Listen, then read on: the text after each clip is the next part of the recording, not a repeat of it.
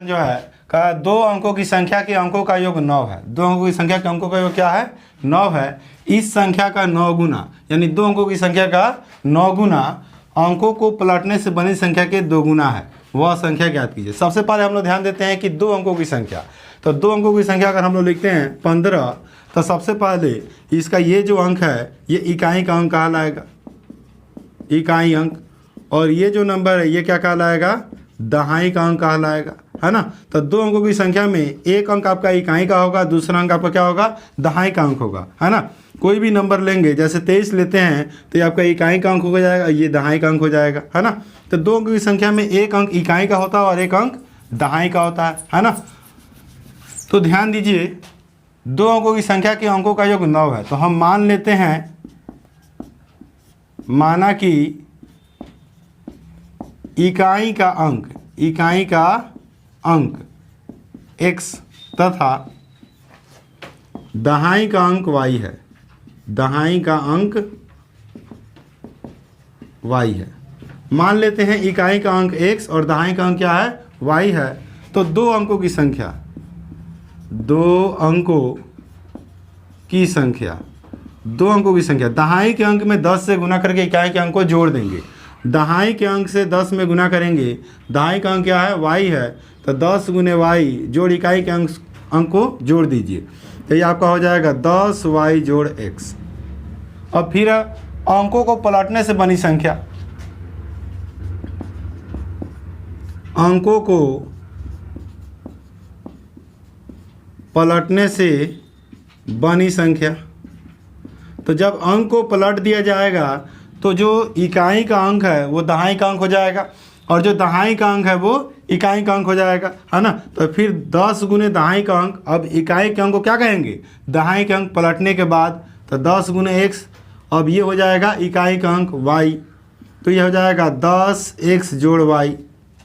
यहाँ लिखते हैं हम लोग प्रश्न से मतलब प्रश्न के अनुसार। तो अब देखते हैं फिर से एक बार क्वेश्चन को हम लोग। 2 अंकों की संख्या के अंकों का योग 9 है, यानी अंकों का योग x प्लस y, ये इकाई का, ये इकाई का अंक, ये दहाई का अंक, दोनों का योग कितना है? 9 है। हमारा समीकरण 1 हो गया। और इस संख्या का 9 गुना, मतलब 2 अंकों की संख्या का 9 गुना, ये जो 2 अंकों की एक संख्या है इसका 9 गुना, तो 10y जोड़ x का 9 गुना, तो 9 से गुना कर देंगे, 9 गुना अंकों को पलटने से बनी संख्या के 2 गुना के बराबर है। अंकों को पलटने से बनी संख्या, तो अंकों को पलटने से ये संख्या बन रहा है 10x जोड़ y, इसके 2 गुना के बराबर है। तो दोनों के बीच में किसी से चिन्ह देंगे? बराबर का। अब गुना कीजिए 9 से, तो 9 दहा के 90y, 9 में 1 से तो 9x, 10 में 2 से 10 दूना 20x, 2 में y से तो 2y। अब x y दोनों को इस पार लिखते हैं हम लोग, 90y 9x, और ये हो जाएगा -20x, ये हो जाएगा -2y, और इन दोनों को इस पार लिख लिए बराबर से इधर, तो इधर कुछ नहीं बचा, 0। आगे देखते हैं हम लोग। 90y से 2y माइनस कीजिए, 88y, माइनस 20x से 9x माइनस करेंगे तो 11x होगा, बराबर 0। अब देखते हैं 11 पारा में 88 होता है, तो 11 कॉमन ले लेते हैं हम लोग। 11 कॉमन लेंगे, 8y माइनस x बराबर 0।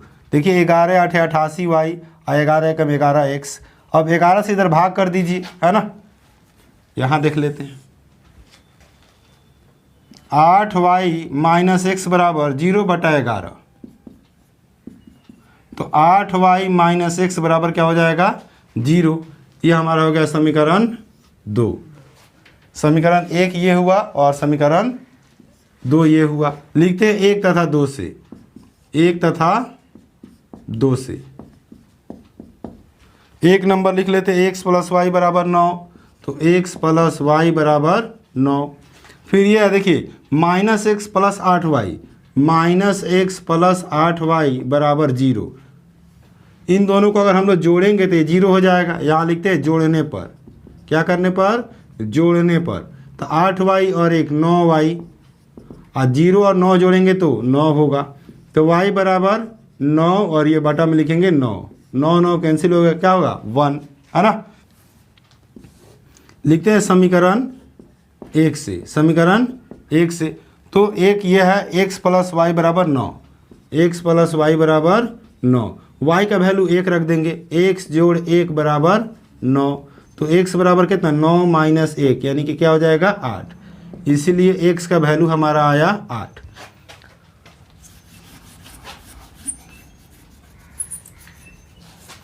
दो अंकों की संख्या यही है आपका 10y जोड़ x, यहाँ लिख लेते हैं। दो अंकों की संख्या क्या था 10y जोड़ x, 10y माने 10 गुने y जोड़ x। तो 10 गुने y का वैल्यू कितना आया 1, 10 गुने 1 जोड़ x का वैल्यू 8 है, 10 से कम 10 और जोड़ 8 क्या हो जाएगा 18। तो यही हमारा हो जाएगा दो अंकों की संख्या।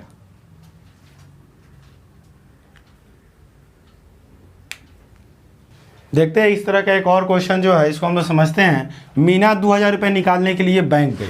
मीना 2000 रुपये निकालने के लिए बैंक गई। उसने खजांची से 50 रुपये और 100 रुपये के नोट देने के लिए कहा, और मीना कहती है खजांची से यानी कैशियर से कि आप मुझे 50 रुपये और 100 रुपये के नोट दीजिए।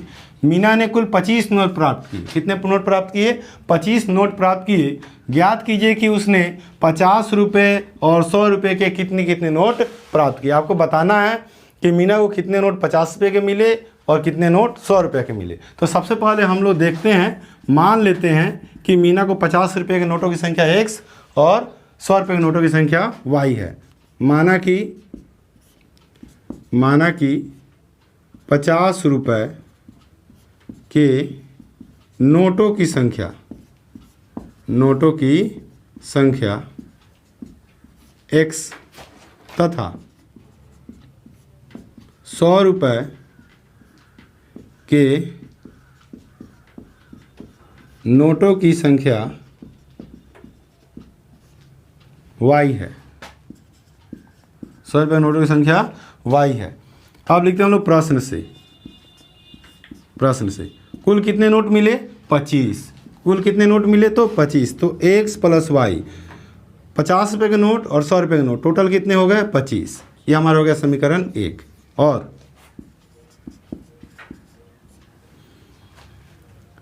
50 गुने x ये हो गया 50 रुपये के नोट के कुल रुपए, और 100 गुने y ये हो गया 100 रुपये के नोट जितने हैं उसके कुल रुपए, और टोटल रुपए कितने हो गए 2000, है ना। 50 रुपये कुल रुपए और 100 रुपये कुल रुपए अगर जोड़ते हैं तो हो गया 2000। 50 कॉमन ले लेते हैं यहाँ से, तो x प्लस 2y बराबर 2000, है ना। 50 कॉमन ले लिए हैं तो 50 दूनी 100 हो जाएगा ना। अब देखिए x प्लस 2y बराबर 2000 बटा 50, 0 से 0 कैंसिल, 5 चौका 20, एक 0 बच जाएगा यहाँ पे। तो ये हो गया x प्लस 2y बराबर 40। ये हो गया समीकरण 2। लिखते हैं 1 तथा 2 से समीकरण 1 और समीकरण 2 से। तो x प्लस वाई 25 है, तो x प्लस वाई क्या है 25 है, और यहाँ x plus 2y 40, x plus 2y बराबर 40।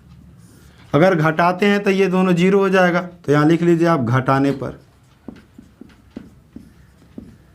माइनस माइनस माइनस सबका साइन चेंज कर देंगे और ये हो जाएगा हमारा 0। यहाँ बचेगा माइनस वाई और यहाँ बचेगा -15। तो y बराबर क्या हो गया 15। समीकरण 1 से एक x प्लस वाई 25 है, x प्लस वाई कितना है 25 है, तो x प्लस वाई का वैल्यू 15 बराबर 25। तो x बराबर 25 माइनस 15, x बराबर 10 में 5 में 5 गया 0 और ये 2 में से गया 1, 10 हो जाएगा। अतः 50 रुपये के नोटों की संख्या 10 एवं 100 रुपये के नोटों की संख्या 15 है। 50 रुपये नोटों की संख्या 10 है और 100 रुपये नोटों की संख्या क्या है 15 है। देखते हैं एक और ये लास्ट क्वेश्चन है ना। तो क्वेश्चन है, किराए पर पुस्तक देने वाले किसी पुस्तकालय का प्रथम 3 दिनों का किराया नियत है। प्रथम 3 दिनों का किराया क्या है? नियत है, यानी कि फिक्स है। नियत का मतलब क्या हो जाएगा? फिक्स। तथा उसके बाद प्रत्येक अतिरिक्त दिन का अलग अलग किराया है। मतलब 3 दिन के बाद जितना दिन रखेंगे प्रत्येक दिन का किराया क्या है? अलग लगेगा, है ना, अतिरिक्त किराया। सरिता ने 7 दिनों तक एक पुस्तक रखने के लिए 27 रुपये अदा किए। सरिता 7 दिन तक एक पुस्तक रखने के लिए 27 रुपये अदा करती है, जबकि सुशी 5 दिन तक एक पुस्तक रखने के लिए 21 रुपये अदा करती है। तो नियत किराया, उसके बाद प्रत्येक दिन का अतिरिक्त किराया बताना है। तो मान लेते हैं हम लोग कि नियत किराया x है। माना कि नियत किराया x है, नियत किराया x तथा प्रतिदिन का किराया y है। प्रतिदिन का किराया y है। मान लेते हैं नियत किराया x और प्रतिदिन का किराया क्या है? y है। तो प्रश्न से 7 दिन में पहले 3 दिन का किराया तो नियत है जो कि x है ना। फिर तो 7 दिन में 3 दिन निकल गया तो बचा कितना दिन? 4 दिन। तो 1 दिन का y रुपया लग रहा था, 4 दिन का क्या लगेगा? 4y रुपया लगेगा। तो 4y बराबर कितना हो गया? 27। इसको हम लोग कह देते हैं समीकरण 1। और फिर दूसरे में सुशी भी 5 दिनों तक रखती है। तो 5 दिन में तो 3 दिन आपका नियत किराया हो गया x, बचा 2 दिन और 1 दिन का y लग रहा था। 2 दिन का क्या हो जाएगा? 2y बराबर हो जाएगा 21। ये हो गया हमारा समीकरण 2। अब लिखते हैं इसको हल करने के लिए घटाने पर। क्या करने पर? घटाने पर। जैसे घटाएंगे यहाँ माइनस और यहाँ माइनस, और ये दोनों क्या हो जाएगा? 0 हो जाएगा। इसलिए हम लोग घटा रहे हैं। 4y से 2y गया तो 2y, 27 में से 21 गया तो 6, y बराबर 6/2, यानी कि हमारा हो गया ये 3। लिखते हैं समीकरण 1 से। समीकरण 1 से 1 नंबर में x जोड़ 4y बराबर 27, x जोड़ 4y बराबर 27। एक y का वैल्यू रखिएगा आप 3, तो x जोड़ 4 गुने 3 बराबर क्या हो जाएगा? 27। यह हमारा होगा x जोड़ 4 तिहाई 12 बराबर 27। आगे देखते हैं हम लोग। 12 उधर ले जाके माइनस कर दीजिए, तो हमारा हो जाएगा x बराबर 27 माइनस 12। इसलिए x का क्या मान आ गया? 7 में से 2 गया 5 और 2 में से गया 1, 15। अतः नियत किराया 15। अतः नियत किराया मतलब जो 3 दिन का नियत किराया है कितना रुपया हो गया? 15। तथा प्रत्येक दिन